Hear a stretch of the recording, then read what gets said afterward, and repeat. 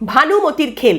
এই ভানুমতির খেল কথাটা আমরা সবাই জানি, আমরা সবাই বলেও থাকি। যখনই একটা খুব সাংঘাতিক কিছু হয়ে যায় আমরা বলি ওরে বাবা ভানুমতির খেল দেখিয়ে দিলি তো, মানে খুব অলৌকিক একটা কাণ্ড হয়ে গেছে, একটা ম্যাজিক হয়ে গেছে, সেটা বোঝাতে আমরা ভানুমতির খেল বলে থাকি। কিন্তু কে ভানুমতি আর এই কথাটা এলো কোথা থেকে সেটা কি জানেন? ভোজরাজকে অনেকে বলে থাকেন তিনি হচ্ছেন ইন্দ্রজাল বিদ্যার প্রবর্তক, এবং সেই ভোজরাজ যে নানা রকম ভেলকি জানতেন, নানা রকম জাদুবিদ্যা জানতেন, সেগুলো তিনি তার কন্যা ভানুমতিকে শিখিয়েছিলেন।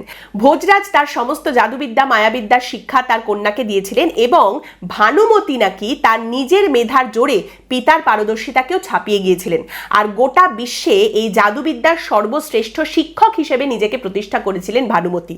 আর সেই কারণেই কিন্তু তার নামের সঙ্গে জাদুবিদ্যা এইভাবে ওতপ্রোতভাবে জড়িয়ে গেছে। তার প্রচলিত জাদুর মধ্যে নাকি একটা ছিল যে তিনি আম গাছের চারা পুঁতে সঙ্গে সঙ্গে গাছটাকে বড় করে সেখান দিয়ে ফল ফলিয়ে দিতেন। আবার তারই সঙ্গে মাঠের মাঝখানে সমুদ্র সৃষ্টি করতে পারতেন তিনি মায়াবিদ্যার মাধ্যমে, এই কথাও প্রচলিত রয়েছে। তো এইখান থেকেই ভানুমতির খেল কথাটা এসেছে।